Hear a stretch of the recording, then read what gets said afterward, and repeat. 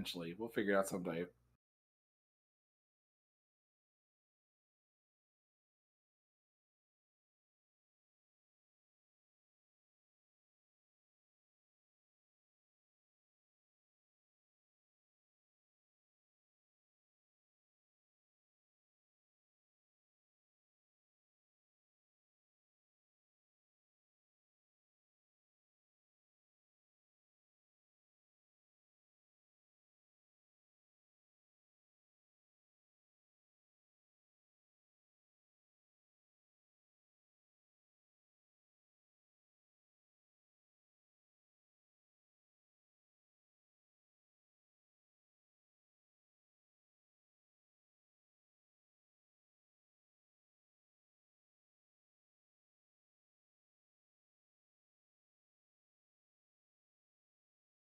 Hey everybody, Ivan, aka Anchorman V2.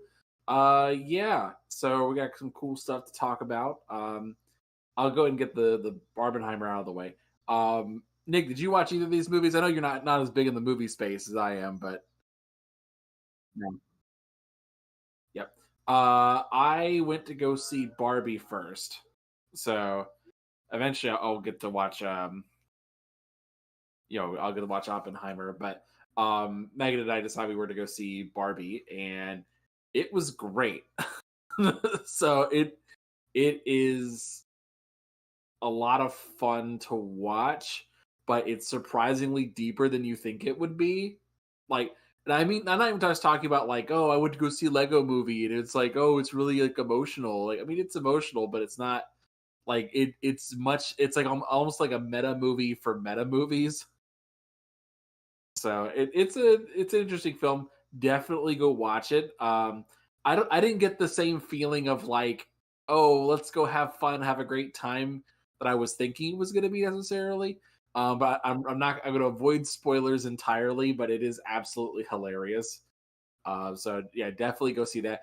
Enough to the point where I was like, you might want to go see Barbie before Oppenheimer, because Oppenheimer is like depressing in a way you can anticipate.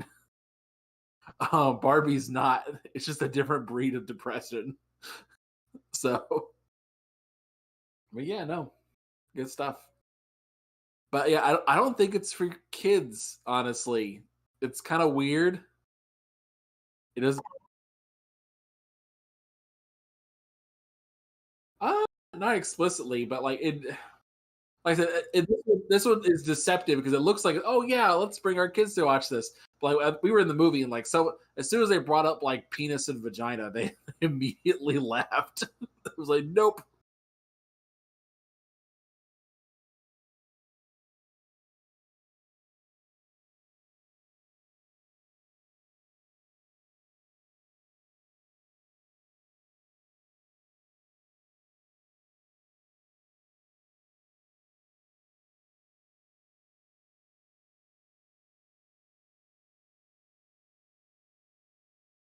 Hey Nick, no- nobody can hear you, Nick. It's only me. It's the Anchorman show now.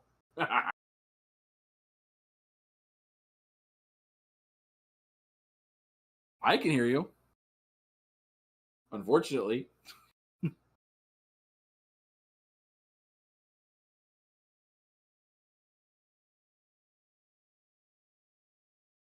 there's just absolute silence. For everybody watching, he's moving currently, and so his setup is in transit. So it's kind of iffy right now. So yeah,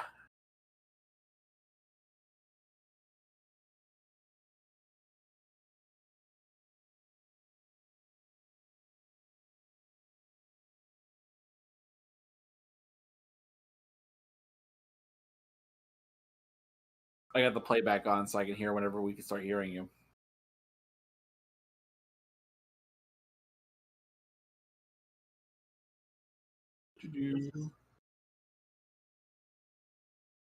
Technical difficult Monday.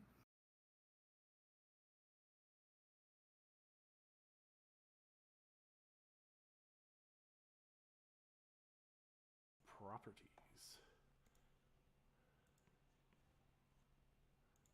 All right. People on stream should hear me now because for some reason OBS is like, hey, we're not going to default off your microphone. We're going to try to take audio out of your mouse.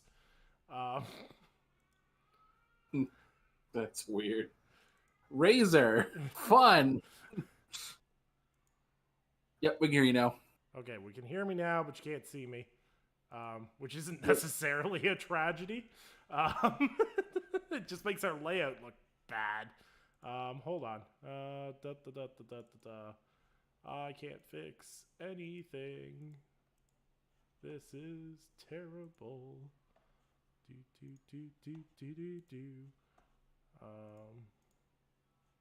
Okay.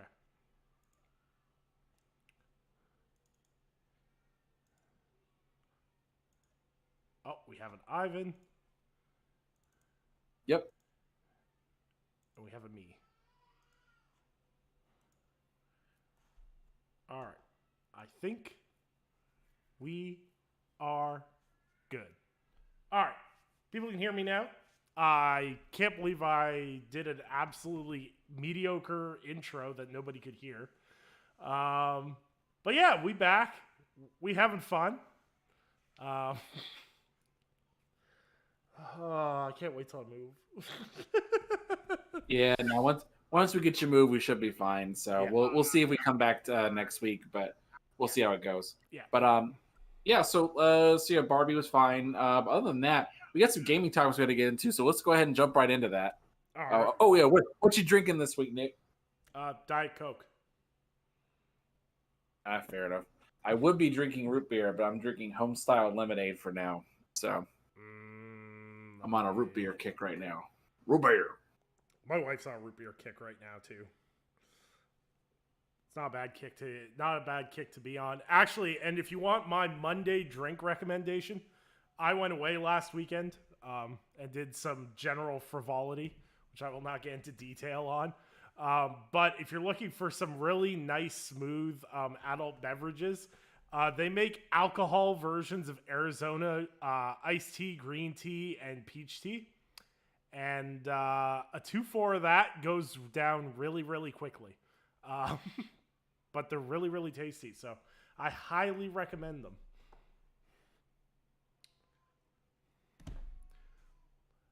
I'm more of a I don't like alcohol tea. Like I tried doing like what was it, the hard tea? What's it called? The one that had the guy got smacked in the face with. Oh, Twisted Tea. Twisted Tea. Yeah, I tried Twisted Tea. It's okay. It's not for me though. Yeah. But you know what's delicious? What's that? Not Your Father's root beer.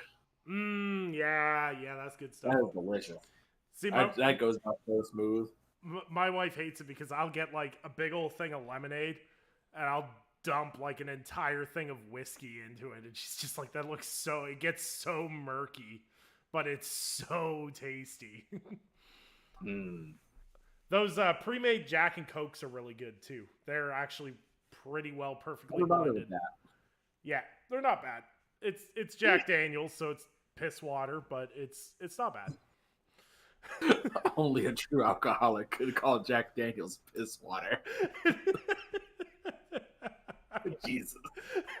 Okay, let's go ahead and get started with these topics. I'm afraid to continue at this point. So first one on my list, I wanted to give like a general FTC CMA update because we had a lot of stuff happen on that front, and I kind of want to just breeze through it. Long story short, the FTC lost. They filed an appeal. They lost that, at least in terms of trying to get any injunctions. The CMA then wanted a bargain over the weekend. There was a lot of question about when they were going to actually do that.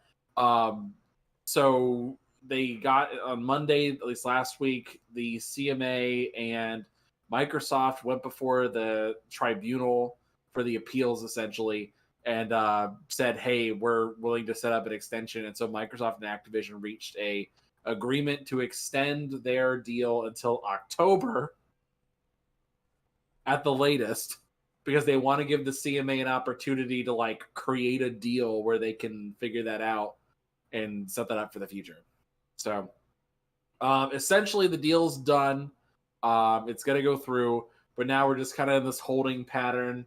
But in my experience with this is that if there can be any possible curveballs, there are going to be a curveball thrown here. So I'm just waiting for something to happen. I think the rest of the world is too right now. So I just want Wolfenstein, man. I just give me I think it's 2007. No, it's not 2007. It's later than that. It was like a later Xbox 360. 2009. Give me the 2009 Wolfenstein game. That's what this $70 billion acquisition's about. It's making Xbox the home of Wolfenstein. Nah, for me, it's about reviving Tony Hawk and Crash Bandicoot and Spyro. That's it. Yeah. If those games become more mainstream, it will be a win at that point for me. So, oh yeah, we forgot. And Sony bent the knee, so there's no possible curveballs that could be thrown from Sony now. And like, that's the other part that's just kind of weird. Like, let's talk about that deal for a minute, Nick, because I want to get your impressions on this. Because I saw some people, our good friend Red Dragon, which is really weird, honestly, because Red Dragon used to be this hardcore Xbox guy. Like, it's really kind of insane. Like, to the point I was driving through Tennessee and he offered to meet up. Like, it was such a weird time in 2015, I think. 15? I think it was 15. Yeah, it was a weird time. And I was just like, okay, I just don't understand what happened to his brain. But anyway, he was arguing that this was Sony is holding out, gave them a better deal. I'm like, really? Because that's not what happened. Because Microsoft offered a 3-year deal initially for Sony to just get Call of Duty. And I got expanded in May of 2022 to 5 years for, was it 5 years for like for every Activision Blizzard title. And then we all know, because during that later period, like in September roughly, they extended that offer to a 10-year deal for all those titles.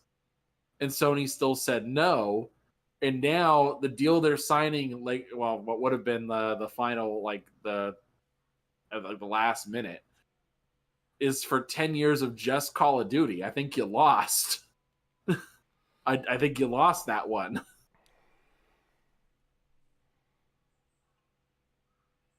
Yeah, but you gotta understand, it's a big brain play, because now Sony's gonna buy Take-Two and make GTA 6 exclusive, so that they have GTA and Call of Duty on PlayStation.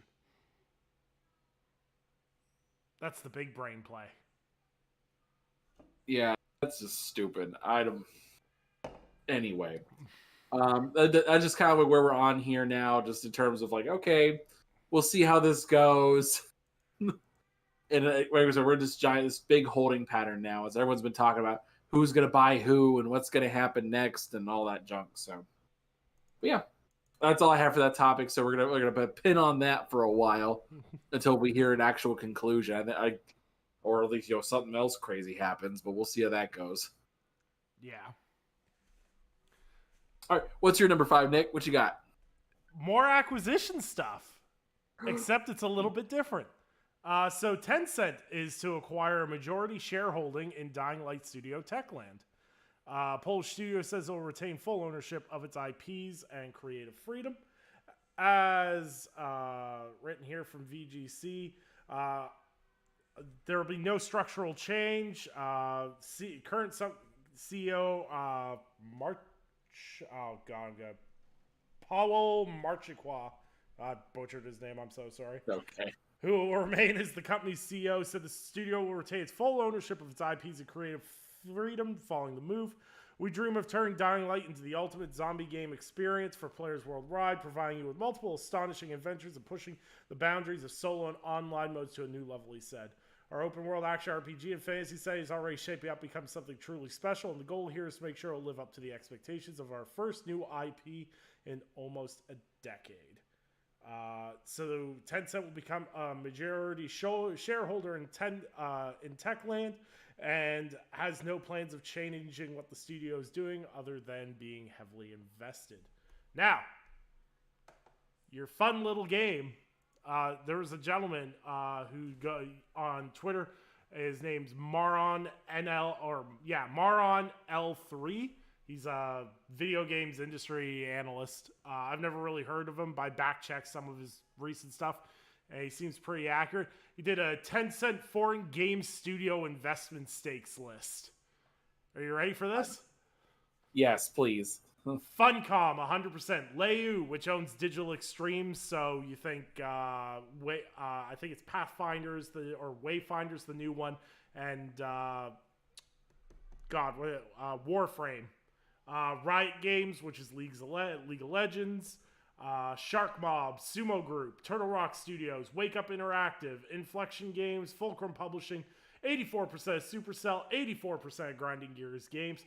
They own 40% of Epic Games, 38% of Pocket Gems, 22.63% of Don't Nod, 22% of Bloober Team, 20% of Sea Limited, 20% of Marvelous, 20% of Shift Up, 17.66% of Netmarble, 17% of From Software, 13% of Krafton, 13% KKO, 10% of Ubisoft, 9% of Frontier, 7% of Katawa, 5% of Paradox, 3.8% of Remedies, and they are also majority shareholders in Tequila Works, KL Entertainment, 10 Chambers Collective, Jaeger, Fat Shark, Miniclip, and now Techland, with also financial investments in developers such as Platinum Games, Roblox, Bohemia Interactive, who are the creators of DayZ, and Platonic Games, and as well as 28 more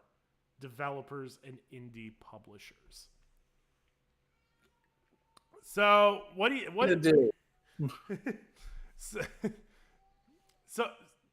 So what do you think? What do you think Tencent's overall plan is here? So there's like conspiracy political analyst person, and then there's also just like common sense stuff, I guess. I would say the common sense thing is like, hey, we're diversifying across the entire industry, buying out who we can, getting some minority stakes. So the idea is that the games industry is still a what's the term I'm looking for? I wouldn't say it's an emerging market, but it's still in its growth. It still is very much in an expansion phase. So I definitely see them more like, hey, if we just kind of like put a little bit of money everywhere, and if everyone grows, that's great. Or even if just a couple people do, that's also fine. I think they're just trying to put their money wherever they can, so they can have some sort of invested interest in everything. Conspiracy theorist brain would be like, well, Tencent's owned by the Chinese government, so reality, what they're trying to do is they're trying to open their influence by taking over smaller indie developers and other companies that they can acquire. So that way they can have an influence on the gaming market. So,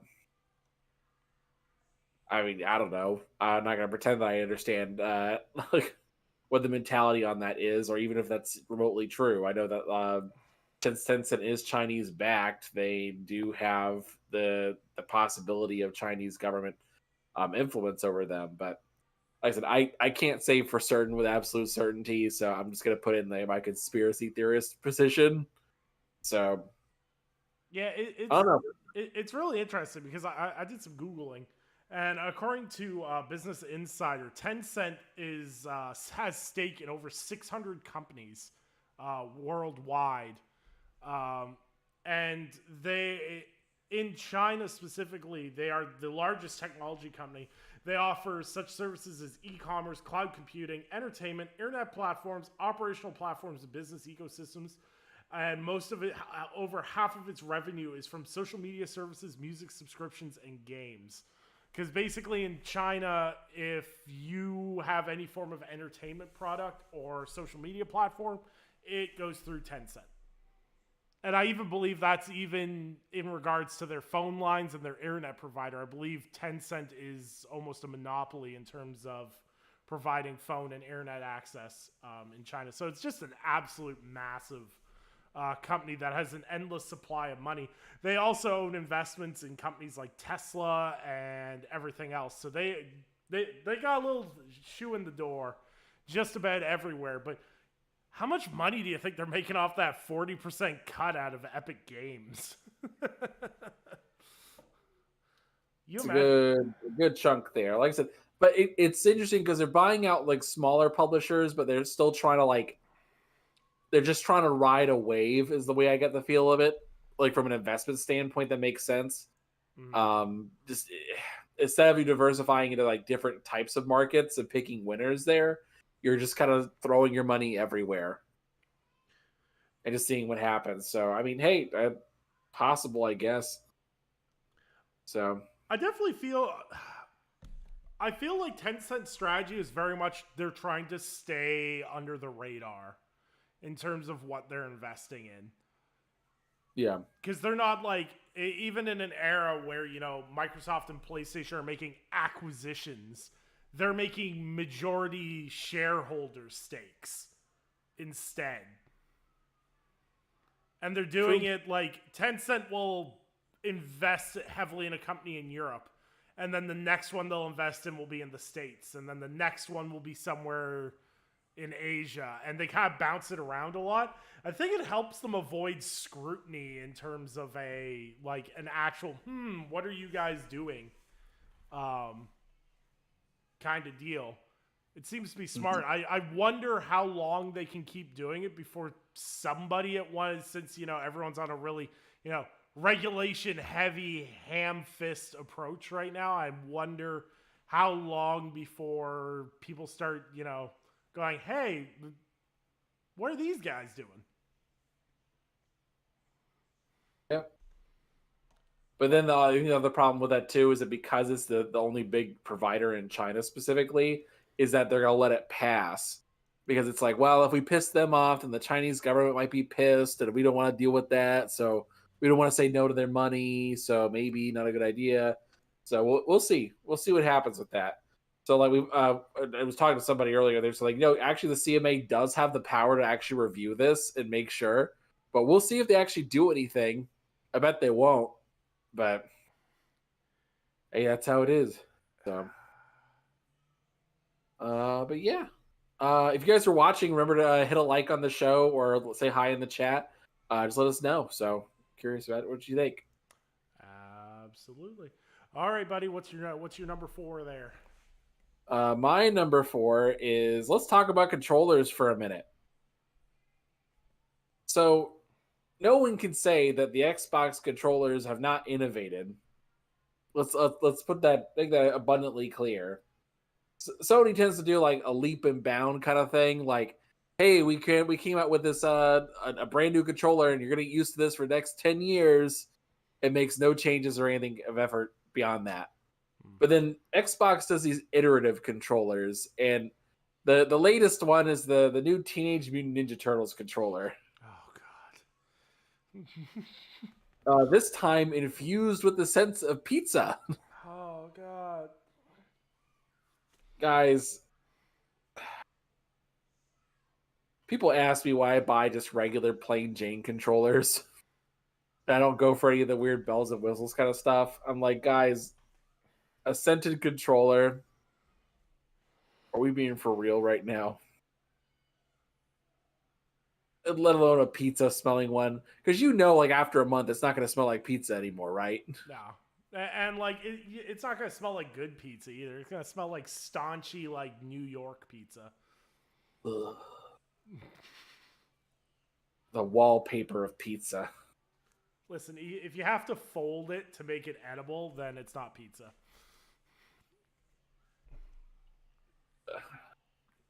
I don't know.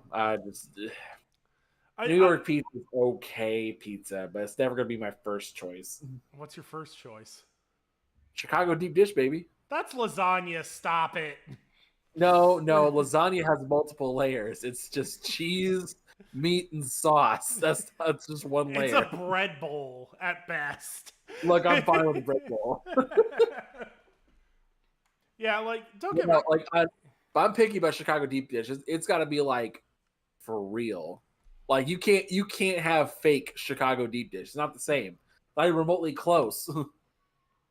Like I remember like for years as a kid, like we're like, you're gonna have Chicago deep dish frozen pizza. I'm gonna go to a restaurant. We're gonna order Chicago deep dish, and it's not even remotely close. It's just like, oh yeah, it's a really crusty bread, and we put some more cheese on top of it.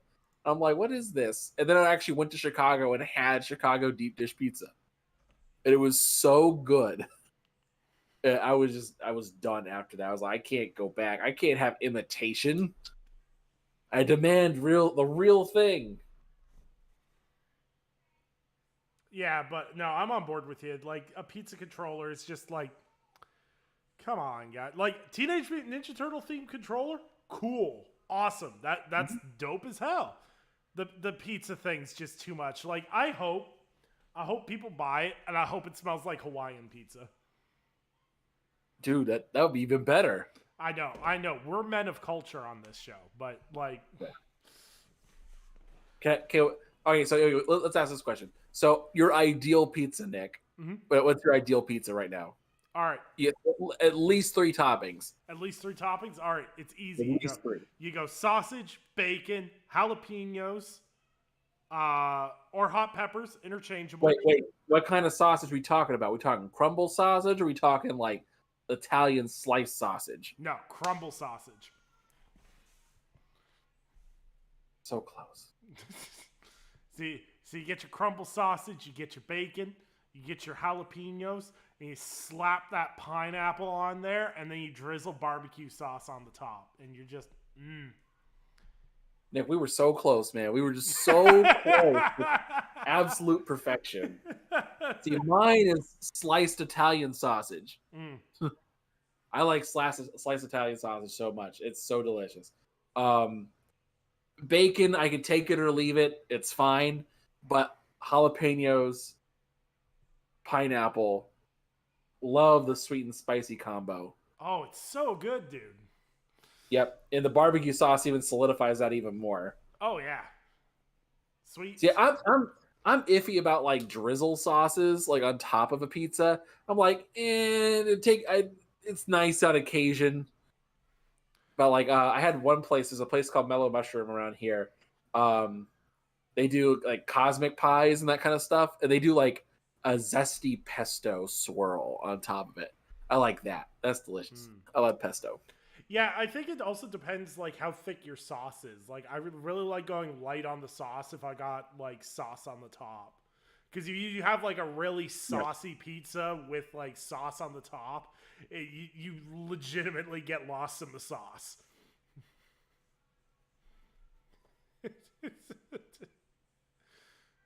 Okay. What's your number 4? Jalapenos don't belong on pizza. Shogun, you don't. Never mind. My number 4 is the PlayStation Project Q handheld runs on Android. Leaked images suggest. So several images. What, really? What's that? I didn't hear that one. Yeah, it supposedly runs on Andrew. It runs on. It runs on Andrew. Runs on Android. Reaper comes to your house. Like, play your Project Q. And your house just shows up at your house and starts running on a treadmill to power your Project Q. So the images which were initially posted to Imager and then later circulated on social media show the handheld as well as the internal components of the machine. The images also appear to confirm that the machine will be Android-based. This could mean that Project Q could theoretically be modded to run other game streaming apps such as GeForce Now or Amazon Luna.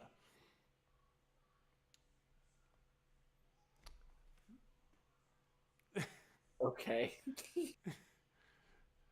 Oh my god. You know the part that would really like piss me off even more? Is you can run Game Pass on it? No, it wouldn't piss me off. It would be more that it was like proprietary software to prevent you from actually accessing the internet. Hey, Sony lets me have freedom.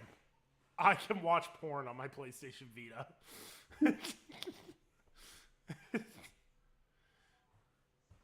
I mean, your PlayStation Vita is also like a mobile device. It was actually able to go places. This was not designed for that, Nick. So you gotta keep it to the sanctity of your own home. I respect it. Yeah. I respect it. I don't know, man. Like, depending on price point, if this thing comes in cheap, cool. It's gonna be under $200 to be worth it at that point for me. Like, it just, See, to me, spec I just wise, think that's a stupid idea. it depends what the final spec out is on it, because like that Logitech G Cloud, cloud streaming device is like $399. But since this is Wi-Fi, and as far like this is Wi-Fi related, as far as I know, you can't just like, well, no, a cloud streaming device, you'd still need Wi-Fi. Never mind. I was about to say something incredibly stupid, but like, I don't know. I look at that Logitech G Cloud and it's like $399. I'm like, why wouldn't you just buy a Steam Deck so you can natively run games? Because we demand absolute sanctity and support from PlayStation only. Because How like, dare you have any other product that's not Sony related? like I cannot wait to get my ROG Ally in a couple of weeks and play remote play on it. And they'll go Project Q who? But like, I think the thing that bugs me the most about the Project Q is definitively it looks like they took a Nintendo Switch screen and just slapped the DualSense in half onto it. Like, that just feels so lazy about it. It just feels like we're going to cut this in half and shove this in the middle. Well, and that's what bugs me, because Sony has historically never been lazy with their handheld devices. Like the Vita had features that weren't standard in handhelds till like 2017, 2018. And like the PSP was also a trailblazer. And then this thing just, it's like, they're like, oh, here, you want a handheld? Here you go. And it's like, oh, cool, thanks, guys. Like I saw some people kicking the ball around. They're like, oh, it's gonna be like $129. I'm like, the dual, I like the DualSense they cut in half's $129. Yeah, no, it's, I don't know what the price point's gonna be, but if it's $300, like some of these leaks have suggested, God help them. I don't know what they're gonna do. Yeah, I don't know. Yeah. I'd love to see, like, I understand the big push for cloud, but I just, native handheld gaming, just, it's the selling point to me. Like, that's what made me go for an ROG Ally instead of a Steam Deck. It was like, yeah, Steam's native on both, but like, I can play Xbox Game Pass natively on the ROG Ally, whereas on the Steam Deck, you can only do cloud play, as far as I know. So I was like, no, I want it native. I want native gaming. I don't want this cloud crap. And like that's my old man yelling at the sky thing. But like, I just want to be able to play whatever I want, wherever I want. Like, when I'm using my handheld the most, I'm going to be up in the middle of nowhere where there's no Wi-Fi. So why would I want cloud streaming? But I know that's a uniquely me thing, and some people commute in places that have Wi-Fi. And if you live in an actual city center, unlike I do, Wi-Fi is very easily accessible. So more power to you, I guess. Yeah. But we'll keep on rolling. Ivan, what you got, buddy? All right. So speaking of Sony, it's all hands on deck over there for multiplayer games. We got a piece of news today that Insomniac is directly working on a multiplayer title. So, I mean, this is not the only thing they're working on because they have multiple teams involved. So we know like one team's working on Wolverine. Yep. But now they have a multiplayer title in the works. So there's a lot of discussion about, one, what that's going to be. I've seen some people suggest that it's going to be it's a Spider-Verse game and we're going to have multiplayer Spider-Man. No, it's not. I can tell you right now, it's not that. That would be too cool for them to do. one thing I've definitely learned is that if you think it sounds cool, probably not going to happen. So it's probably something else completely non-Spider-Man related.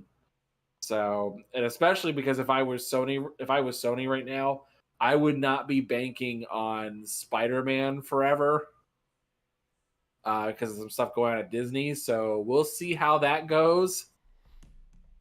So I don't know. Did you hear about the whole Disney thing? I don't know if you caught that or not. About them wanting to de-invest on unsuccessful parts of the company. Something along those lines, but also at the same time, being sold in its entirety to somebody. There's only like there's only like three companies in the world that can afford Disney in like its current state. Off the top of your head, who do you think that would be? Say Amazon, Microsoft if they could get through an approval board, and maybe Google. So there's three. Well, you missed one. Apple. Oh yeah, they could really beef up Apple TV, huh? Well, so here's the thing about it, though. So as we know, the FTC and everybody else is really iffy right now about companies buying other companies where in existing markets where they have control. Right. So if we were being critical about this, who offers video streaming services since everyone cares about the cloud all of a sudden? Apple. Apple, Yep. Amazon. Does Google and count with the YouTube nonsense or no? I'd say no. No, because they don't really have like a movie TV show streaming. They do actually. Do they really? Okay. It's on YouTube. You can buy you can do like VOD purchases, but not really an Amazon Prime or Apple TV type thing though. Yeah. So the only ones who don't have that would be Microsoft. Because they got like videos you can buy, but there's no streaming service. So I mean, that would if we were looking on that lens only, that would limit it down to Google or Microsoft. Yeah. So then also the other two is like television networks. I mean, none of them own anything. Yeah, but do television networks really have the cash lying around? Like most television networks are pretty not flush with money currently. Yeah, I mean normally they're owned by other people and stuff, but realistically, Microsoft could buy Disney.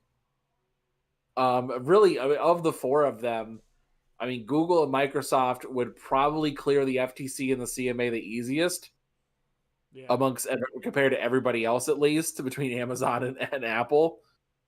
And because Microsoft's worked really hard to keep that relationship going, and also it would look really, really bad for the FTC to try and get Microsoft again after just losing over the Activision deal. It would look really bad for them to try again and then lose. See, my general problem is when it comes to something as big as Disney, and like you talk about Disney, it's like what we used to talk about, like Sega acquisition, right? Is there's so many different parts of that company that you don't think about. Like there's the theme parks, there's the, obviously you have your Disney Plus, you have their movie production stuff, you've got all this stuff that I don't think necessarily your Googles or your Microsofts would want.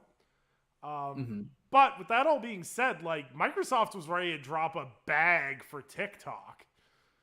Yeah. So it wouldn't be possible.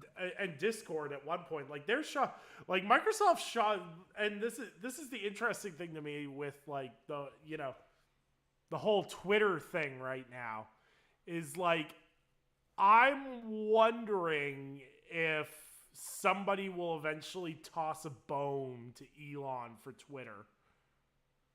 I think eventually. I think someone will do it eventually. Because, like, Google, if they could integrate Twitter and YouTube together, that would be a pretty strong push they could do. I'm not necessarily saying I'm a fan of it. Because I don't know about you, but I remember great discoverability on YouTube used to be when there was Yep. direct link between YouTube and Twitter. You'd post a video and then people would like your video and their likes would show up on Twitter and then people would find your video. Like there was so much discoverability at that point. Like hell, but it would be a bad thing. And since they closed Google Plus, they have no social media presence. yeah. So I mean, they could get away with it. I They definitely, had back to the point at hand. With Sony, I would not be banking on Sony keeping like having a multiplayer game specifically be centered around Spider-Man only. Because what happens when you lose the licensing rights, which they actually don't even have the licensing for, by the way. They only have the rights to make certain titles with Spider-Man. So when those deals are up, they don't own the rights to the Spider-Man games. So right, because the Spider-Man games is different than the movie IP, right? Yep, entirely different. So hold on, let me just clarify, not only for the listener's sake, but for my own sake here. Sony owns the movie rights to Spider-Man, correct? Technically, yeah. So originally, way back in early 2000s, actually before that, technically in the 90s, Marvel almost went bankrupt. It was before they were owned by anybody else. Right. So what happened was they did Blade with Sony. And what they offered people if they wanted to make movies on their properties was that, hey, we'll give you this title and you'll have control over the movie rights to this title. And they also gave them merchandising as well. They said, you control the rights to this stuff, except for we control the comics, so we can do what we want with them.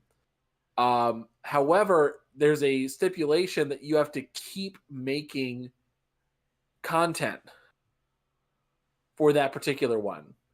There are a few exceptions to that rule. I think that one was the Hulk. I think was the exception to that rule in terms of how that was set up. But the current deal with Spider-Man specifically was that they had to have a movie in production every 4 years. And if they stopped having production, they would lose the rights to Spider-Man. Okay. Now, way back, Sony sold the merchandising rights to Spider-Man to Disney. They sold it to them separately. So all they had were the movie rights.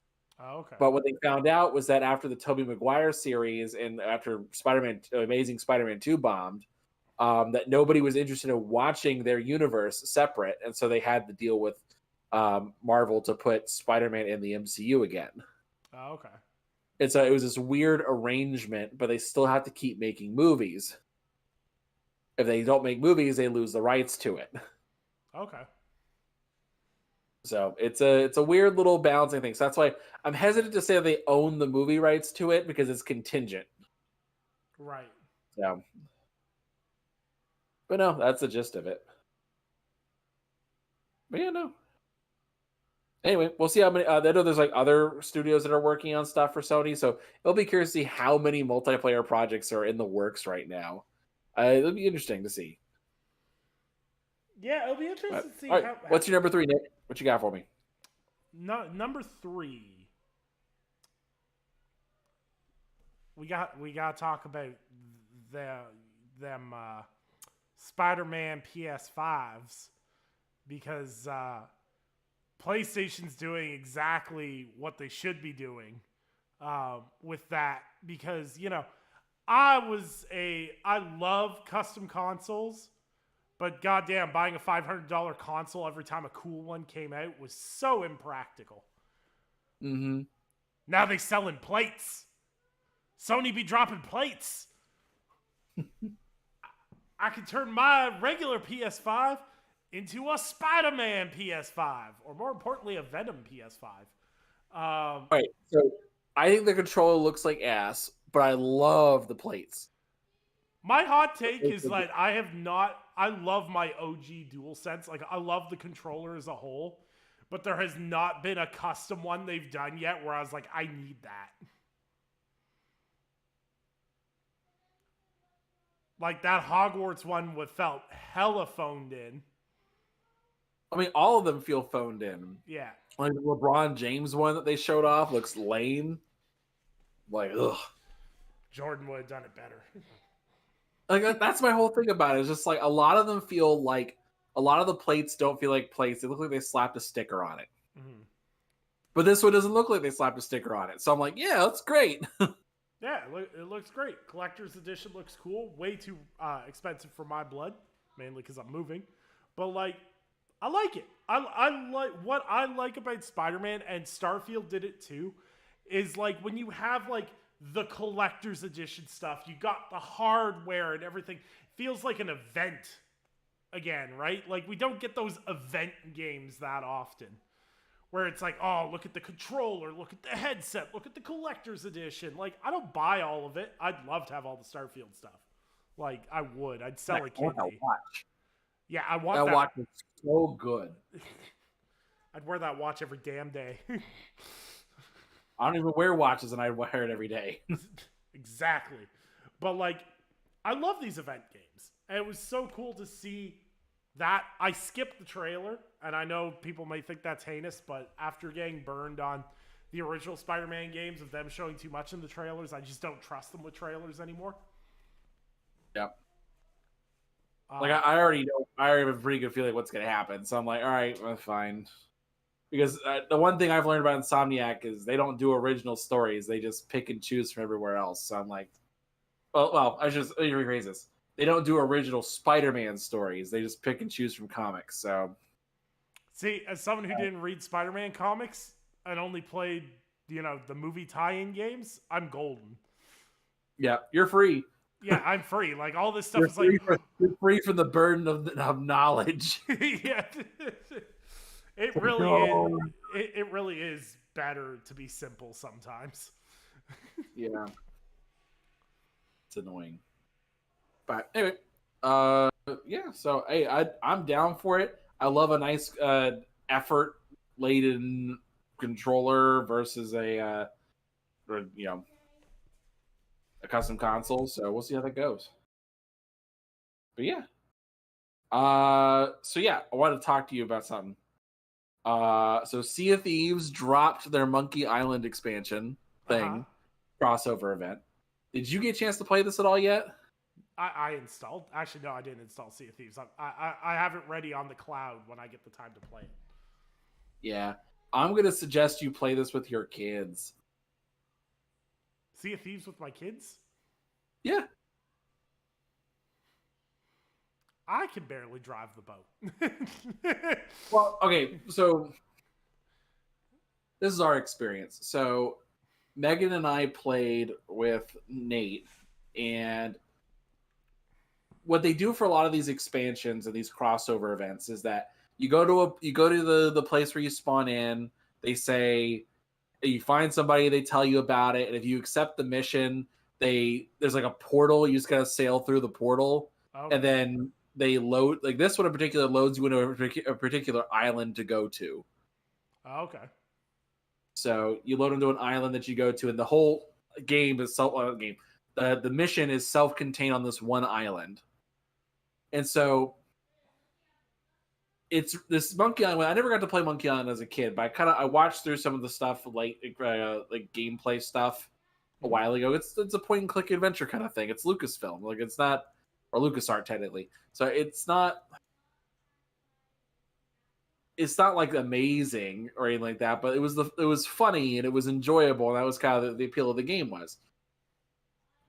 This game does a really good job of adapting the point and click aspect of it without being point and click. So if you have like zero patience for something, it's just basic problem solving. It's like, oh, like the cook won't let us into this area unless we're an official cook as well. Say, oh, okay, so I gotta go find a way how to become an official cook. Oh, I need to get this thing. Like, I need to get this outfit costume, and I gotta. Oh, but I'm broke. How do I get money? And it's like setting up all these like little chain events that you have to do in a certain order, or you can kind of do it in a free roam order. But it gives that point and click adventure feel to it. So it's like, oh, okay, I can do that. I can enjoy this. So it's interesting. I think for your kids, they would really, really enjoy this as an introduction to Sea of Thieves. Because it's really weird to go into, because Sea of Thieves for so long has not been story based, really, at least in terms of like narrative and paying attention and getting this person this thing and having dialogue and all that kind of stuff. It's just never been about that, and they are turning Sea of Thieves into that, and I'm for it. It's just really jarring. So, but no, I think it's a lot of fun. They dropped the first episode thing, and they're going to be doing more. The next one comes out, I think it's either next week or the week after. I'm a little hazy on that, but it's good. I enjoyed it. So I definitely recommend it, especially if you played the original Monkey Island and you liked it. Yeah, go play this. You can stream it right now. You don't have to download it. Just get to work. I'll have to check it out. I love Monkey Island. I love point and click adventures from that era. I still gotta play the new Monkey Island, for God's sakes. But yeah, no, it's cool it's so cool to see those crossovers. I think Sea of Thieves has done a fantastic job with crossovers in a meaningful way, not like, a phoned in, oh, here's a skin here or there. It's like, hey, this is some legitimately cool stuff. Yeah. And they do some fun little adaptation stuff. Like, so they have Pirates of the Caribbean stuff. So if you want to make your ship look like Davy Jones or make it look like the Black Pearl or whatever, you could do that. That's fine. But then they have a bunch of extra stuff you can do. Like, oh, I want to make my boat Egyptian themed. You can do that. If you want to make your boat oh, we just came from the cold shivering north. Okay, yeah, you could do that too. They have so much customizability, it's really kind of insane. It's almost a little too much. But no, it's good. It's enjoyable. I highly recommend it. So, especially if you skipped out on 2018, if you went to it now, you'd be overwhelmed. What the hell's going on here? So, yeah, that is the weird thing with service games. You take a couple of years off, you come back and you're like, whoa. He's really fleshed out now. Oh yeah. I had a friend of mine who hopped back into State of Decay 2 and he hasn't played it since 2018 at launch. And he was just like, how do all these mechanics work? I'm like, you gonna learn today, boy. All right, buddy. What's your number 2? What you got? Number 2. I really gotta start writing these down better. I DM'd them to myself through the week, and then I also DM'd myself. I have a notes app, and I write everything down on my notes. All my weird dreams, horror movie ideas, bad video game ideas, all of it. So, Blizzard is making some changes. They're announcing plans to make a selection of its PC games available on Steam for the first time, starting next month with Overwatch 2. Now, the question is this a, way to get, reach more customers, or is player numbers so bad in Overwatch 2 we're just really grasping for straws right now? I bet it's player numbers. They are really desperate. So I encourage people to keep this up, specifically with Overwatch 2, because they have besmirched Overwatch's name so bad. I can't imagine they're gonna if we keep this up, I could see them changing everything back. Mm-hmm. I mean everything. Go back to 6v6. All right, PvE is $15 forever. Everything else is free. I could see them doing that. And I would highly welcome them to do so, because this is really insane. I can't recall a game in recent memory that has just been hey, you liked our first game? Well, go F yourself. It's we're going to intentionally try to mess with it and ruin it for you. I think the most insulting part was is they stopped updates on the original Overwatch for like 2 years. No, it was like 3 years almost. Then sunset it on the promise of new stuff, and then walk back all the new stuff that made them create a new game. Yeah, it's like, hey, yeah, it doesn't exist anymore. Bye. It's like what? Like, I feel like they tapped me on the shoulder, and I looked over, and they were gone, and they took my entire like wallet with them. They actually didn't, because like I bought the original Overwatch. I am so proud of this. I never bought a single microtransaction in Overwatch. I had like 800 hours in that game, and I never bought a single microtransaction. And then the only time I ever bought anything was I'd actually never even bought the game. It had almost like 1,000 hours in it. Well, not 1,000. I guess it was a couple hundred, I guess. But I had like, I know, at least over 300 hours. And I never even bought the game, but I was game sharing. I felt bad about it. I was like, you know what? I should buy the game for $10. So I bought the game for $10, and they gave me 10 loot boxes. Nice. I was like, cool.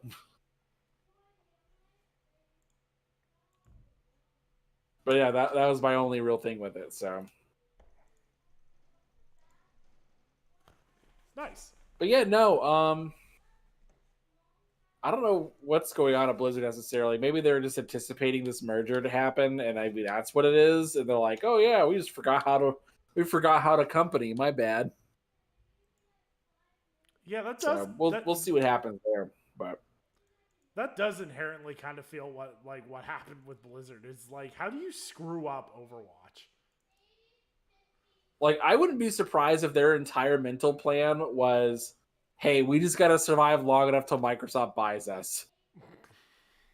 I would not at all be surprised if that's actually what their game plan was. And they were like, all right, we just got to look like we got it together until we get Diablo 4 out. and then after that, it doesn't matter anymore. Diablo 4 is a whole nother beast in itself, too, because, like, I don't understand what's going on with that game at all. I'm not going to pretend that I know either. Like, it legitimately, from the outside looking in, it just looks like Blizzard hates its players. Like, that's all it looks like from the outside looking in. That's one way to put it. But who knows? Yeah. All right. Time for number ones. Number ones. I want to talk about Game Pass for a minute. Oh, boy. So, Microsoft decided they wanted to rebrand Gold. Because I think they really messed up the messaging on this, even though they were fairly clear. For whatever reason, people didn't understand it. So, yeah, people just didn't understand what they were actually telling them. I don't understand why they don't understand it either. It's literally just, they just called PlayStation. They called Xbox Live Gold Xbox Game Pass Core. That's the only difference. And all they changed was how Games with Gold works. You don't get 2 free games anymore. You just get 25 titles that Xbox decides what to put in there, what you don't get. That's it. That's the only thing. Nothing else has changed. It's very straightforward. But I will say them deciding to call it Game Pass Core and then not including, it's like that's the only way you can get like the internet access to multiplayer. That's the only way for you to do that, is so that requires you to get Ultimate. It makes it more confusing in a way. At least for someone just look on the outside looking in, it's like, wait, I want to be able to play online with my friends. Okay, we'll get Core. It's like, well, it's called Game Pass Core. So do I get Game Pass? I'm like, well, sort of. You get like a limited version of Game Pass. So, okay, well, what if I could just get Game Pass Console then? And it's like, okay, yeah, cool. It's like, all right, cool. I bumped out a Game Pass Console so I can get all Game Pass. Can I play online with my friends? Well, no. And it's like, what do you mean no? See, my whole thing is they should have done it like this. So you have your Game Pass Core, which should be your selection of games, your Xbox Live Access, which at this point stop charging for the online already. Like, just do away with it, because that's what's making this confusing, is the online aspect. So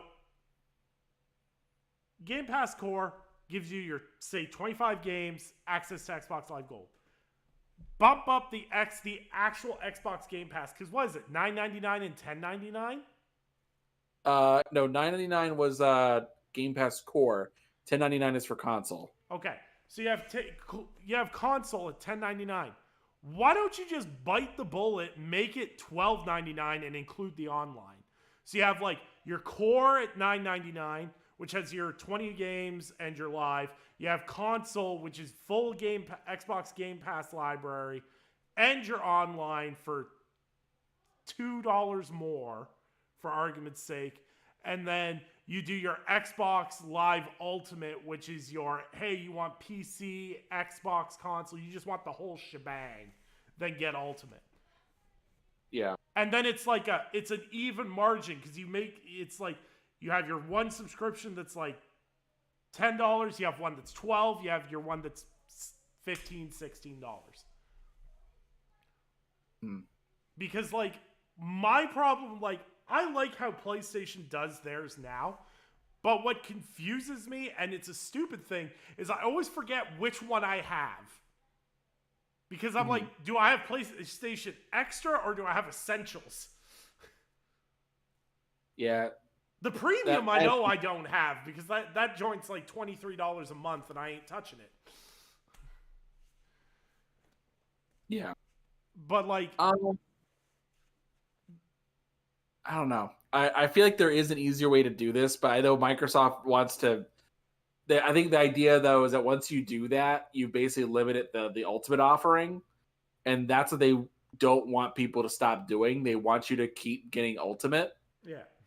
And so, but for them, that the internet money is such a thing still.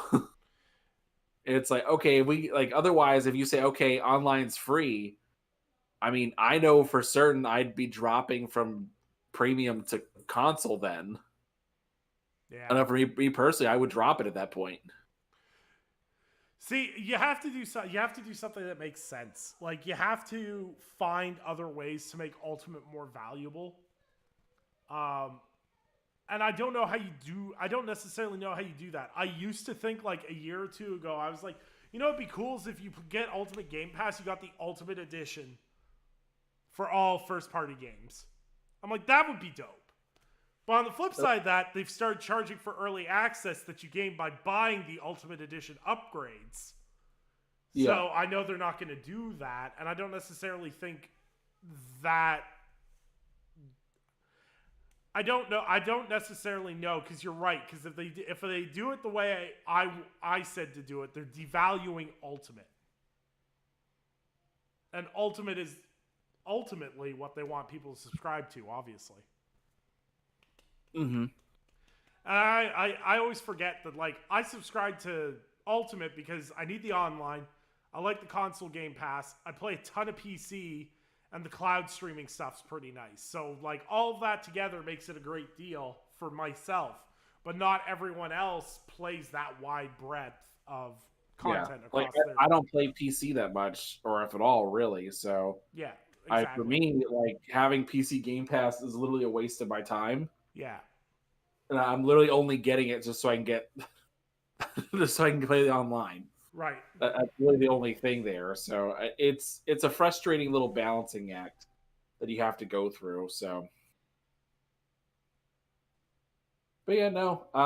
So I don't know what they would do with that really, but yeah, I think the messaging stuff, on one hand, it's crystal clear, and yet now it feels more confusing. Yeah. Because if you just said, "Oh yeah, it's a part of Game Pass," or it's gold included with this, oh okay, gotcha, I know what it is. But now it feels more confusing, even though it really isn't. But yeah. But yeah, no. I don't know what to suggest, but all right, what's your number one, Big Dog? What you got for me? It's that time, buddy. It's that time. This is short and sweet.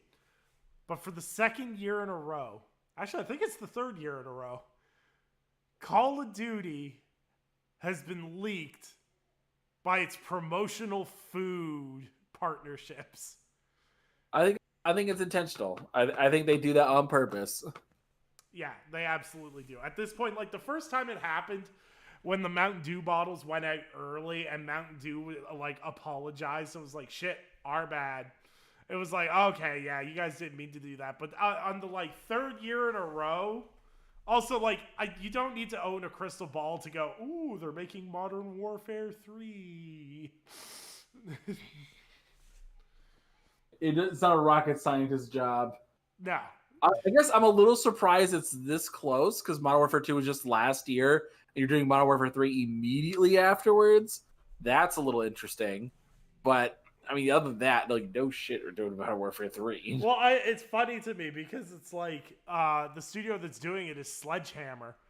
And to me, it's like, y'all are doing Modern Warfare because every time we trust you with your own version of Call of Duty, you guys genuinely mess it up. Look, like Sledgehammer's work with, was it Advanced Warfare? It was fun, okay? Oh, I love I love Advanced Warfare, but I almost all the hardcore Call of Duty people cried because they didn't know how to use backpacks. And the funniest thing about that is all the ones crying about Modern Warfare 2 being too slow were the people that were whining that Advanced Warfare was too fast. Funny how that works, isn't it? and also I want to give credit to no, that wasn't Sledgehammer. Who did? World War II was Sledgehammer. And you know what? That was a really generic looking game, but it had a really good campaign, and the multiplayer was actually surprisingly fun. It actually didn't stink that bad. Unlike Vanguard. Multiplayer, honestly, but I remember the campaign just being a nice like breath of fresh air. Mm-hmm. It was like, oh good, I'm so tired of these future shooters. It's nice to have a nice break. The only future campaign that was really, really good was Infinite Warfare. Yeah, that one was pretty decent. And it's weird because the weirdest part about it is that I actually really, really like the android character, Ethan. And the fact that I actually remember his name is insane. It's funny because I was sitting there going, oh, what were the characters of that game? I remember Ethan, and I'm like, then there's the villain played by Kit Harington. There was that weird Conor McGregor hype up where they were like, oh, Conor McGregor's in this game, and he literally just shows up to punch you in the face once as some random henchman. But yeah, no, that was a really good campaign. So I'm kind of excited. I kind of want to see what they do campaign-wise with Modern Warfare 3 because I've enjoyed the revitalized or rebooted or remade, whatever the hell this Modern Warfare series is called at this point because it's too damn confusing. Yeah. But yeah, I'm excited. And, Game Pass, baby. It'll be fun. So, see how that goes. All right, anything else you want to cover? No, I think that about covers it. We besmirched pineapple on pizza. We didn't besmirch it. We hyped that up. Oh no, sorry. We hyped that up and slandered Chicago pizza, so we're good. We have here. You are mean we. We did not slander. You slandered Chicago deep dish. No. Team effort, sir. Team effort. Remember, by being on this show, you co-sign all of my craziness. God. That's also a two-way street, though. So, like. Okay. Oh, sure. There's one thing I know I need. It's validation. Me too, buddy. Me too. If people want to find you, where can they find you? Twitter, Xbox, X now. You can find me on X at Anchorman V2, or you can find me on Threads at Anchorman V2. So have fun on there. I normally post to both. I throw some exclusives to either one on occasion, so it just depends. I do like Threads. It's getting better every day in terms of usability and all that kind of stuff. So there's little things that people are like, there's still some growing pains going on. So Threads is fine. Right on. But yeah. So and you can X exists next week. So Yep. You can find me skeeting around X on at Nicholas at CC Radio. And of course, just about anywhere else. Same handle now. And appreciate everyone that tunes in each and every week. We've been a little inconsistent, but that's okay. We're getting back on track. Summer is always that thing. So all stuff. yeah, so we're rolling along. Got some cool stuff coming up. I'm not announcing it till I move because trying to do anything before I move is stupid. So we're gonna just keep on rolling along, and we'll see you guys next Monday as long as my internet works. And we hope you'll join us at 8 p.m. Eastern Standard.